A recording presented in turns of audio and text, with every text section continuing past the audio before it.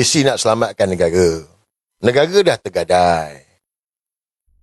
Korang tengok hari ni, perang Iran kena serang dengan Israel dengan Amerika. Korang nampak, dah berlanjutan hampir dekat 20 hari ni. Tapi tiba-tiba, ada kapal perang US, ada dekat perairan negara kita. Takkanlah kita tak nak fikir, guys. Oh, dia berlabur je, dia tu. Guys, kau kena faham. Mereka tengah berperang. Apa kejadiannya kapal perang US ada dekat dalam negara kita ni, perairan kita ni. Takkanlah kita tak boleh nak berfikir. Takkan kita tak nampak. And then saya tengoklah kenyataan Menhan, Menteri Pertahanan bagi tahu. Ini berkenaan dengan logistik. Ni kenyataan dia. Saya tunjuk kat korang. Semua ada, guys. Cuma nak tak nak je kita cari, kan.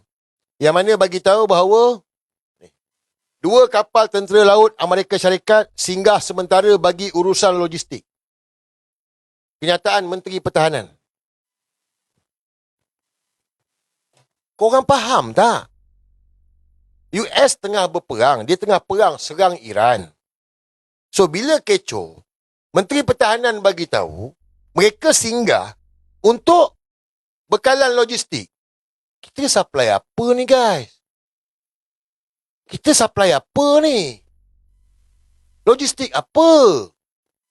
Takkanlah kita tak boleh nak berfikir benda ni. So, negara ni dah tergadai. Nampak tak? Itu tak cerita pasal Linus dapat job Pentagon, Linus dapat job Pentagon. Pentagon ni, Kementerian Pertahanan US Pentagon lah. Supply apa? Untuk apa? Buat apa? Takkanlah kita tak nampak benda ni. Kalau korang tak nampak, tak apalah. Mungkin saya cakap, dia ni cakap merapu lah. Okey, tak apa. Tapi kalau... Ya, saya tunjuk kat korang, Tapi kalau orang tua ni cakap, engkau masih tak faham. Bodoh lah tu. Kalau orang tua ni cakap, engkau masih kata orang tua ni merapu, engkau lah memang pengkhianat lah kau. Sekolah pengkhianat kepada negara ni. Kita sudah jadi sebahagian daripada negara-negara sekutu. Dengar?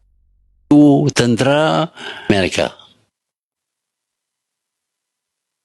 Kita juga tanda tangan satu MOU antara Malaysia dengan Amerika berkaitan dengan kita punya pertahanan, mana kita tak pernah ada perjanjian yang official sedemikian dengan Amerika. Ini ditandatangani pada 30 hari bulan Oktober, 4 hari selepas Noah dengan Trump tanda tangani tu. Apa pandangan Tun? Pertamanya, kerajaan tidak memberitahu kepada negara bahawa mereka sudah masuk dalam satu perjanjian ketenteraan. Itu kita ikat diri kita dengan Amerika dan dasar-dasar Amerika. Dan perjanjian itu amat ketat. Perjanjian tentera bukan seperti perjanjian yang lain. Kerana dalam tentera, apabila kita sudah ikat diri kita, kita terpaksa akur ikut apa arahan tentera. Seperti mana di masa orang Eropah lawan dengan Jerman. Seorang bekas orang Jerman dijadikan Commander-in-Chief, Eisenhower. Dia berkuasa ke atas semua tentera. Amerika, British, French, apa semua. Dan kalau diberi arahan, kita tak boleh nak kata, kita tak boleh nak buat macam itu. Perjanjian ini Tun, ini salah satu kesinambungan kepada perjanjian AD ni Tun. Dia lepas AD, dia kontrol kita punya ekonomi. Now dia kontrol kita punya security. Mulanya kita punya perjanjian AD ini adalah berkenaan dengan ekonomi, berkenaan dengan politik, termasuk politik antarabangsa. Tetapi perjanjian yang dibuat 4 hari selepas perjanjian, kita sudah jadi sebahagian daripada negara yang mengikat diri dengan dasar-dasar militeri mereka. Jadi kalau mereka nak simpan senjata di Malaysia, katalah dia nak simpan dia punya kapal selam ke apa ke, itu dah perjanjian itu memberi hak kepada mereka menjadikan Malaysia sebagai pusat tentera mereka. Base dia, Saya tak tahulah sama ada mereka akan buat ataupun tak buat. Tapi yang saya nampak ialah dalam perjanjian ini, kalau Amerika berpendapat bahawa Kapal-kapal perang mereka mesti ada dalam Selat Melaka untuk polis itu. Kita tak boleh nak bantal. Dulu kita bantah. Kita kata Straits of Malacca itu adalah hak kita dengan Indonesia dan kita berhak, Indonesia berhak. Tapi negara lain tak ada hak. Kita tolak. Tapi dengan perjanjian ini nampak kita dah terima, kita tak boleh bantah. Jadi kita sudah jadi sebahagian daripada negara-negara bersekutu tentera dengan Amerika. Jadi kita sudah jadi sebahagian daripada negara-negara bersekutu tentera Amerika. Guys, takkanlah korang tak faham apa yang Tor sampaikan. Perjanjian ketenteraan yang ditandatangani 4 hari selepas perjanjian AD tu, kita tak tahu apa isi kandungan. Tapi saya dah cek, okeylah, tak apalah, mungkin asal Azri. Korang pergi cek, tanya. Pernah tak negara kita buat perjanjian ketenteraan dengan US? Come on. Pernah atau tidak? Tak pernah. Kau tanyalah ChatGPT ke, kau tanyalah. Tak pernah. Tanyalah pasukan tentera kita, pegawai ke. Kita tak pernah buat perjanjian ketenteraan dengan US. Buat latihan bersama? Ya, ada. Latihan bersama apa semua ada. Tapi ni perjanjian ketenteraan yang dibuat dengan US. Kita tak tahu. Sepatutnya kita ni tak kena tahulah apa istipati kandungan. Apa kandungan yang dibuat tu.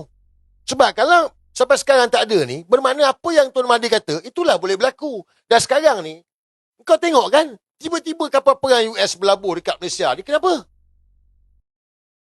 Takkanlah kita tak nampak negara ni dah tergadai. So, misi kita nak selamatkan negara, guys. It's not about parti, it's not about us. Ini masa depan anak, cucu, cicit kita. Dan tadi kau dengar Tuan Mahathir cakap apa? Tentang Selat Melaka. Kita dah borak panjang dalam Timor Labot. Datuk Rohani Ahmad, mantan ahli parlimen, penganalisis keselamatan, bagi tahu macam mana pentingnya Selat Melaka. Dan sedengar Profesor Soliah bagi tahu Selat Melaka ni. Dan siapa yang pegang Selat Melaka, dialah yang mengawal dunia. Hari ni kita tengok perang Iran dengan Israel ni, dengan Amerika ni. Iran tertutup Selat Hormuz. Oh, Selat Hormuz. Lepas tu si mangkuk ayun ni naikkan harga minyak gila babi kan? Tapi adakah korang tahu laluan utama minyak kat dunia ni Selat Melaka. Laluan terpenting dalam dunia ni Selat Melaka. Takkan kita tak nampak? So bila perjanjian yang dibuat ini, kita tak tahu apa isi kandungan. Adakah macam Tuan Mahathir bagi tahu, kita dah boleh bagi US bertapak dah? Dan untuk makluman korang, kapal perang US ni ada dekat ujung, kat Pening, dengan ada dekat selatan. Guys, fikirlah. Misi ni selamatkan negara. Jangan percaya apa saya cakap, korang fikirlah. Takkanlah kita masih tak nampak benda ni semua lagi. Guys, bukanlah nak jilat Tuan Mahathir. Tapi come on lah, korang boleh tengok kan, zaman Tuan Mahathir ada ke dia orang berani macam ni? Zaman Tuan Mahathir ada ke US berani macam gini buli-buli kita ni? Tak ada. 22 tahun Tuan Mahathir Perdana Menteri, seorang Presiden US pun tak berani jejak kaki. Datang si banduan ini, dapat pen sebatang macam beruk mak ih. Betul tak? Kerana pen sebatang, dapat naik limousine, dapat naik kereta Presiden, macam beruk mak ih. Tergadai negara dik pen sebatang. Zaman Tuan Mahathir tak ada. Kita kawal negara ni, kita punya. Negara ni, Malaysia ni kita. Tanah Melayu, Sabah, Sarawak kita. Kita tak bagi kuasa asing masuk. Tak ada, guys. So, hari ni dah terjajah dah ni. Apa yang Tuan Mahathir bagi tahu? Please, wake up. Melayu ke, Cina ke, India ke, wake up. Dan benda ni akan jadi lebih parah kalau let's say, saya tak tahu, tapi mungkin orang lebih bijak daripada saya lah. Saya taklah pandai sangat. Tapi kita melihat perkara ni. Venezuela ni, China ni pembeli utama. So Venezuela, US dah ambil. Iran ini, China juga pembeli utama. Tetapi alhamdulillah sekarang ni, Iran berjaya blok lah. Tetapi China terus dapat minyak tu. Bermakna Venezuela dia dah blok. Iran, dia cuba tetapi China masih dapat bawa balik minyak ke negara dia. Guys, dia lalu mana? Kalau dia ambil daripada Iran, minyak tu dia lalu mana? Dia lalu Selat Melaka. Takkan kita tak nampak? Fikir kan, fikir. So, kita bukan budak siapa-siapa. Kita bukan budak US. Kita bukan budak China. Kita negara yang berkecuali. Daripada dulu lagi, 6. Kita negara berkecuali. Tapi bila perjanjian dibuat, kita dah jadi budak Amerika dah. Ini pun masih kita tak nampak. Masih tak sedar lagi. Please lah guys. Kena pen sebatang. Anwar ni barua. Dia barua mereka. Barua Zionis. Semenang mahkamah kan. Takkanlah kita tak nampak lagi. So, seharap Hari Raya ni, Hari Raya balik ni, balik kampung, berceritalah dengan ahli keluarga.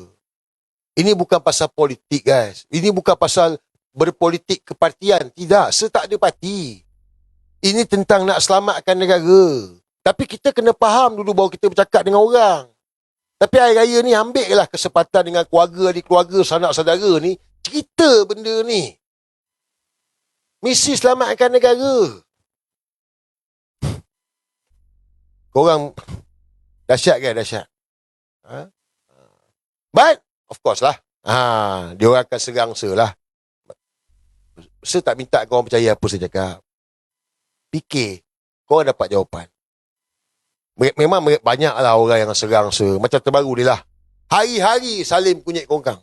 Kau tengok kan? Hari-hari Salim kunyit kongkang. Serang ni. Hari-hari. Dah macam orang gila dah aku tengok dah. Ada tengok? Kau ada tengok ke tak? Saya dah tunjuk lah kan. Ni yang terbaru ni lah. Saya tengok ikan, dia ni hilang akal apa ni? Hari-hari guys. Dahsyat, dahsyat. Saya tengok pun terkejut. Dia kata dia pergi umrah itu hari. Patut balik nampak umrah elok lah. Makin teruk.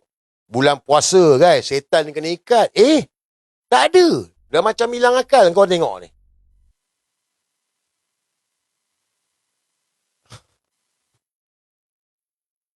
Macam hilang akal guys. Parah, parah. Sebab apa parah? Sebab apa? Saya nak buka. Sebab apa Salim kunyit kongkang hari-hari sekarang serang saya? Korang tahu kenapa? Kita lagi saya cerita. Yang telah memberi kebaikan dalam negara, memberi imbuhan dan dia cuba panaskan pasal minyak naik kepala laki ti bapa mak engkau anak haram. Kau jangan tipu dalam negara ni. Aku tengok engkau Papa Bomo, engkau ni pemusnah Islam. Kau ni penghancur Islam. Aku akan attack engkau hari-hari. Lawan attack dengan aku nak. Ya? Kau jangan duk cerita pasal politik. Kau terus attack aku nak. Aku nak lawan dengan kau. Aku nak tahu, nak beritahu kau siapa. Kau adalah Dajjal. Iblis. Anak haram. Anak babi hutan. Papa Bomo.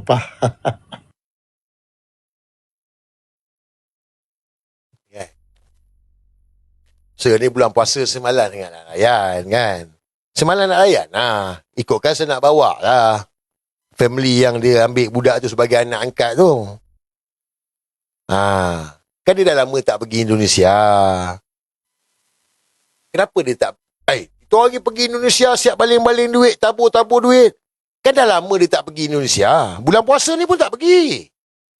Korang tak pelik ke? Kan saya bagi tahu. Saya punya maklumat sampai. Dah jumpa dah. Bukan dah jumpa lah. Dah berkomunikasi dah. Wakil sendiri dah komunikasi dengan family tu. Sebab dah ada report dah. Report daripada Pak Polisi Indonesia tu. Salim kunyit kongkang. Dia kan ambil modus pendidikan budak-budak. Ambil anak angkat. Jumpa dengan mak bapak. Cakap nak ambil anak angkat.